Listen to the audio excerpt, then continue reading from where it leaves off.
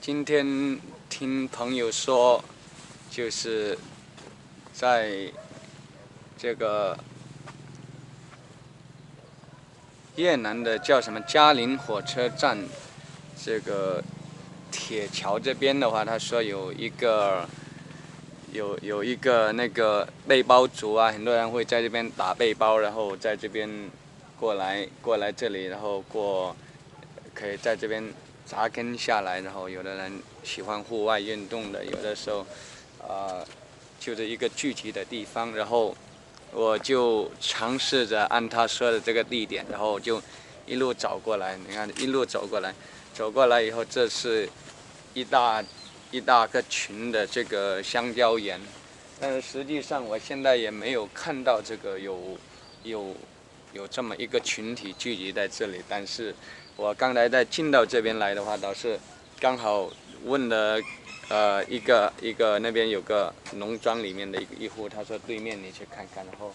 对面过来看的话，实际上不是，其实这是他们家里面的一个小户，然后我就顺便的去这个庄园，你看他又养牛，然后又养鸡啊，养各种各样的动物，然后家里的那个家畜是吧？然后的话，我就顺便的，他很热情，顺便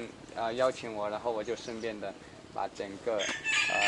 越南的这个农庄里面的一种生活然后顺便探访了一下，然后发现一些挺有意思的事情，因为它这个农庄它是靠近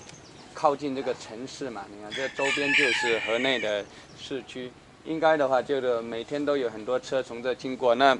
它这里应该可以经常有一些作为类似于这种我们在中国的经常叫什么农家乐类似那样的，然后我顺便在这边帮他宣传了，这有个牌子，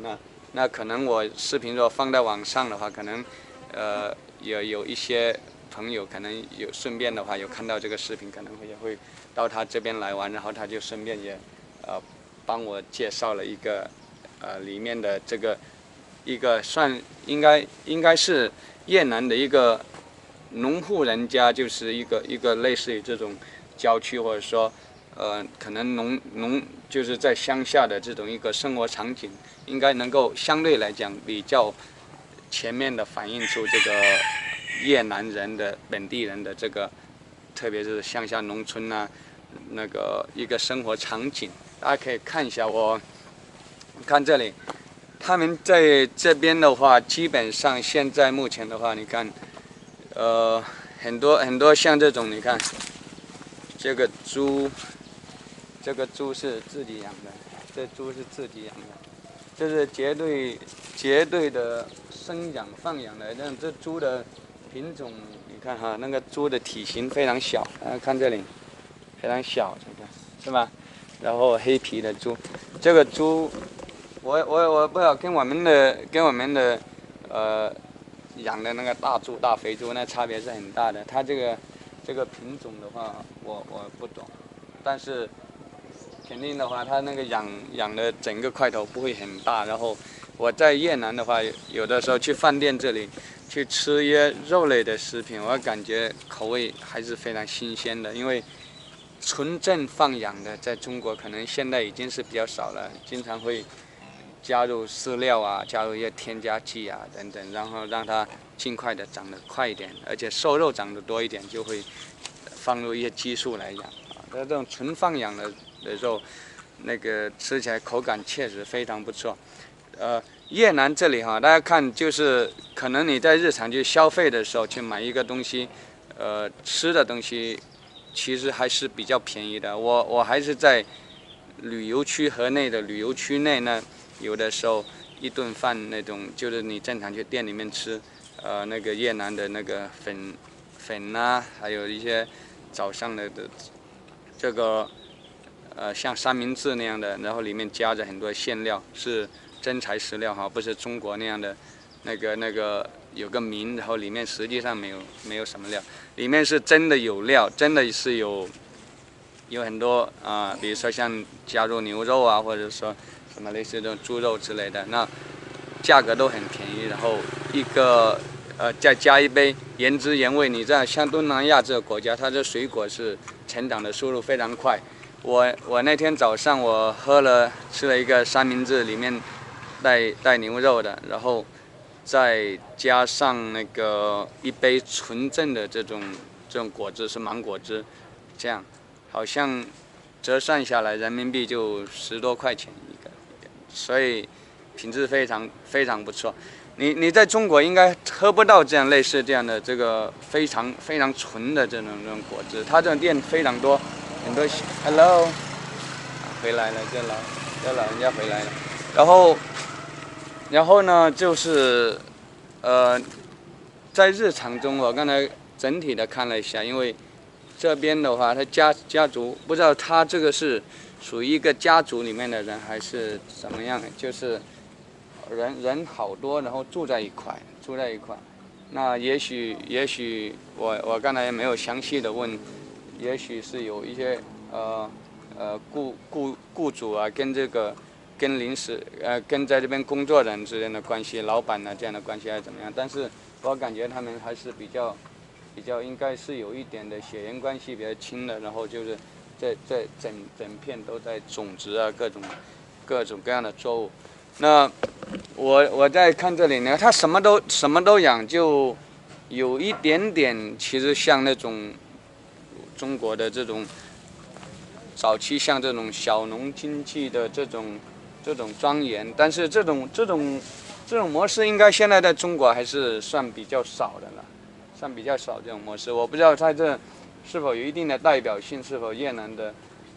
普通的这个农民，然后都基本上是按这样的一个农村庄园的方式，这样，然后人也住在这里面，然后这样的方式来生活。在越南现在的话虽然是社会主义国家，但是在越南这里现在我看到了，就是具有有一定的明显标志的东西，就剩下国旗了。我个人感觉这几天走了一下，那个只有一个新的红色的旗，只剩下那个旗还在，而且旗我看到好多地方这个旗啊，好多地方这个旗都有，也许是自发的吧，因为也确实可能会有一些国家的这种荣誉感，他可能有的真的是喜欢这个国家，然后也就旗好多。我们在路上啊，有很多商店也挂这种旗，就是有这些东西，然后。其他的类似于这种跟意识形态的东西的标志建筑，现在很少看到。我就看到能够明显识别的，就是说属于越南国家的比较自豪的东西，就是剩下国旗了。那跟我们中国不太一样，也没有太多的街上标语啊等等，这些也没有。然后在这里看，狗也养，是吧？牛也养。因为这个东西不是说大批量的生产，比如说当我要养牛的时候，我就大批量的一大批的这种养殖的话，那就意味着，如果大家有在农村出生在农村的话，就是会知道这种是比较辛苦的，因为你牛也要吃一点，是吧？那个等一下猪也要吃一点，对吧？这猪也要吃一点，然后它这里我刚才看到又养鸽子了啊，然后好像什么都做，还有一个农活，对不对？像这种，这个水果叫芭乐嘛，这个叫芭乐。我给大家看看这庄园里面的这个水果，小狗也养，这就芭乐嘛。那香蕉园的后面看到这香蕉，这东南亚国家应该是比较特色的东西，香蕉这里到处都是，是吧？香蕉应该是在越南这里应该是比较多，然后也比较实惠的一个农作物。然后我在考虑到，因为它这里有一个人一片嘛，一个人一片的话，那肯定他说要吃饭需要水嘛，那有一些供水的系统怎么样呢？那我跟大家顺便刚才看了一下，因为刚才上了一下洗手间，然后看了它里面的设置，好像是非常简朴，什么都没有，然后水冲饱了，冲的话，哎，小狗狗，这个没事，我刚才在这边待了一段时间，它应该不会伤害我，还是比较友好的生活啊。那条狗就塞着，然后你看这里哈，我刚才在这边，喝这个香蕉是很多，因为它这个本地的特产很多香蕉。那这个大家看到这个烟管了吗？这个是大烟，我不知道这个大烟是不是跟我们书上说的毒品啊、鸦片啊是否有关系？在越南这边抽大烟的非常多，抽大烟的人非常多。然后我刚才在这边的话，那个大伯还特意吸了一下给我看，然后那个烟吸的时候，然后发出就像水的咕咕咕的声音，然后他表情非常的陶醉。大家看这个电视啊，这个电视算是已经比较老的电视了，这个电视机你看，这个是什么 ？Panasonic 这日本的，是松下的吗？还是什么？这个电视是比较老式的电视。然后像这个，我刚才听的时候，他那个电视刚才在播放电视剧的时候，在休息的时候，听到声音的话是越南语在讲，但是在最后结束的时候，我听到刘欢在唱这个歌曲，那我就觉得，可能因为小的国家，他不可能说有大量的这个作品都是自己原创的，那肯定是没有。但是可能他会引进了一些类似中国的世界上一些电影，然后会把它那个改编一下，把它声音给它改编一下，然后就直接在越南的电视台播放，应该是这样，就声音配了一下音，但是电影可能也我们的中国，因为中国毕竟那么大嘛，是吧？可能有一些文化还是会影响到它这边来。你看它这里好多地方，你看哈，它这个房子这是房子，这是可以住的，但它这里本身人也很多了，这里还有刚才这边困了，刚才还在那边休息了一下，那头也还有房子，就好几间房子，然后就住在这里面，也许有的时候它这样周边的，如果在城市以农家乐的方式，可能里面越南市区的一些人可能也会带一些人来，然后可以在这边农庄生活，然后付费给他，应该是这样的。因为我刚才过来的时候，这个老农也特别热情，然后带我看了好多他整个这个农庄的这个状况。你看这里哈，看这里，这边也有房子，这边有房子，然后看这里，这个桌子这样摆放的话，可能就是经常有的时候会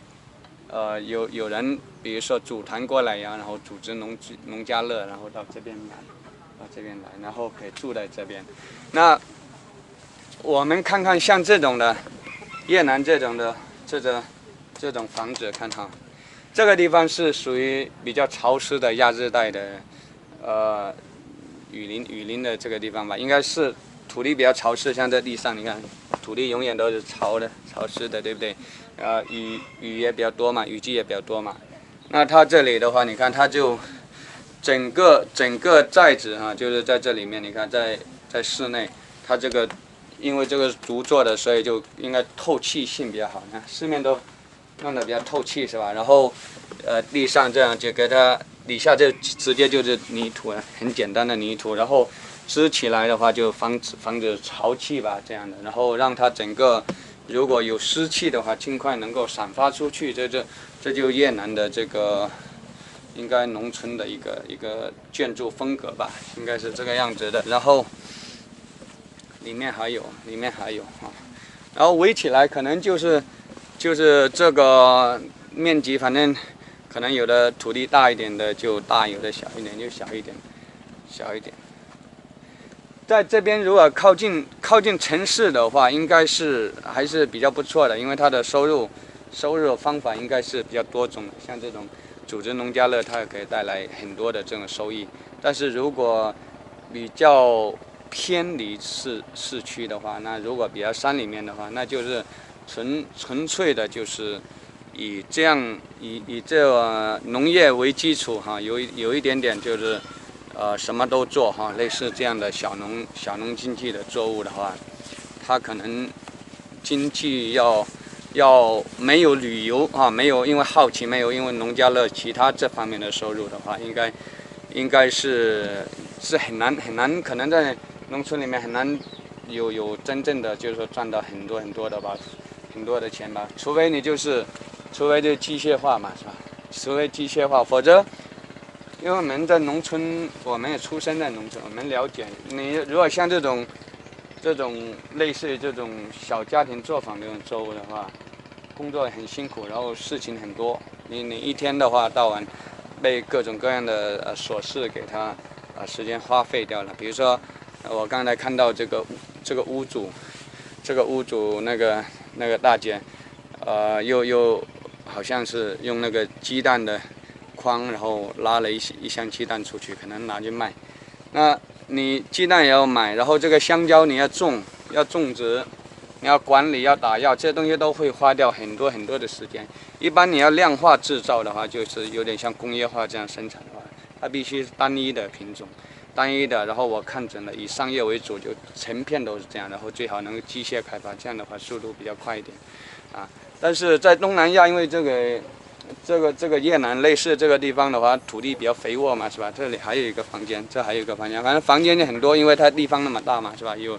的时候有人要农家乐的时候，你有来10个、20个，或者在这边住，反正他有地方给你住，他可以从中赚到钱。这个肯定比真正的比较那个偏没有靠近市中心的人的这些农户的话，收入肯定高很多哈。他这样的农庄有一个地点靠近市中心，应该收入是蛮高的，不错的。因为旅游嘛，旅游的东西，收入就比较灵活一点，是吧？有的人只是为了过来体验几天农村的农庄生活哈。我给大家看一下它这里的排水系统，因为涉关到生活方面的问题。像他连鸽子都养，我刚才看到连鸽子都养。狗也养了几条，然后这个香蕉，看这香蕉，是吧？然后水果很多种，番茄啊，各种各样的水果。然后我就看到刚才特别过来看一下，因为你要常住在这，它饮用水是一个非常重要的一个东西。那我看到这里，你看，这个水好像它是抽上来的，地底上抽上来的。然后我看看它，这个就存储在这，就地上抽出来，然后存储在这个桶里面。桶里面的话，它这个是不是通过了一些技术处理呢？这个桶大家看，好像底下是不是有那个木炭类的东西呢？就是这个水抽上来，这个水从地上抽起来，看到没有？抽起来可能水是很脏的，因为地上直接吸上来，可能地底下的水比较脏，然后再把水抽到这以后，再通过这个有个底下好像我看到，你看这么长的桶，但是有很多的东西好像看过去像木炭一样，它是起到过滤的作用，然后这个水就。通过过滤以后，水就变清了，应该这水是可以喝的，然后就这样储备。这个洗澡的话，可能就水相对来讲跟这个喝的不一样，喝的水是清洁的啊，但是其实里面还有虫子，没办法，在这个农庄里面有各种各样的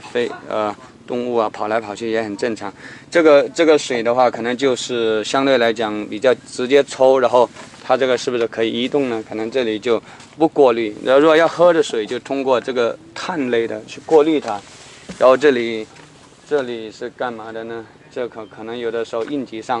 有的时候可能要浇农作物的时候，这个水比较脏一点的就够用了，那就是农作物本身的话，不用水不要太清，太清了反而不好。洗澡你看，洗澡看哈，它可以直接在这里面洗澡，看到吗？可以在这里洗澡，可以在这里洗澡。然后我刚才看到像这样的话，底下肯定排水系统肯定就没有了，然后它这里的话就会。我刚才看了，我上了一下洗手间，小便了一下，它这个是这样的，是这样简单的一个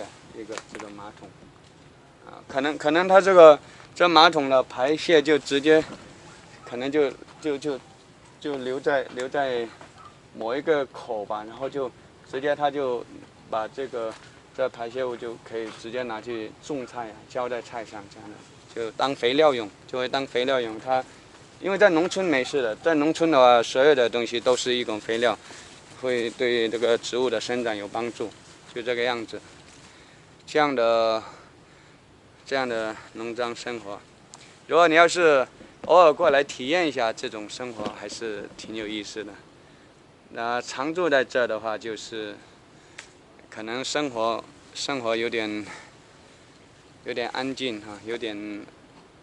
相对来讲农村嘛，田园生活嘛，就比较休闲比较清淡这个样子。这就是越南，这有花有草有蝴蝶是吧？看到这里，这个好像叫什么叶剑草，就是脚弄过去，它会站在腿上。有的植物我不懂，我前一段时间好好想，也许有一天我迫不得已我要去弄一些植物的东西，可能也许你在户外野外生存，也许需要这个植物，看看什么植物能够生存，所以我借用了一个软件，可以识别花什么花可以吃，什么不可以吃等等，我就知道这个东西。不过这个本身这个叶剑，好像是不是叫叶剑草呢？它这个走上就会站在腿上，这个东西我们以前也见过。其实他们这里很多作物的话，其实跟广东福建南方那一带跟那个作物，应该是广西云南那一带的作物，应该是比较接近的。包括这里看，我们的老家就叫做南瓜，这南瓜看到没？这南瓜，这些作物的话都跟南方那些省份的基本上是比较接近，基本上是一样的，是吧？然后就这么大还是很大的一个大片区，是吧？然后香蕉，看到这个香蕉，这个地方的话，因为天气比较暖和，然后再加上水分充分，非常适合种香蕉。香蕉有个特点，就是它这个杆，这个东西很容易断，有的时候我不知道，我们福建广东那一带还会动不动会有台风，有时候台风来的时候，哇的吹过去，然后就有的时候早期记得在农村的时候会倒掉一大片，特别碰到台风的时候，有的吹过去就香蕉会倒掉一大片。然后香蕉还有一个特性，就是说冬天的时候，万一有下霜的时候，它那个香蕉会瞬间熟掉，就马上熟掉。熟掉它不是说霜打的熟嘛，那因为香蕉本身有的还没有长成嘛，还没有完全长熟嘛，它只是比如说一半长到一半长到一半的时候，那你被那个霜打一下，那有的不能吃就浪费掉了这样的。那种香蕉的话，香蕉的话就是收入应该还算是不错，应该香蕉的话在这个东南亚国家应该是一个支柱的收入吧，一个非常重要的一个收入一部分。芭乐我刚才看到好像很多种了好多，应该芭乐也是那个也是它主要收入的一部分吧。这就是在应该东南亚国家或者说越南这个国家的一个农业农庄的一个基本的生活状况。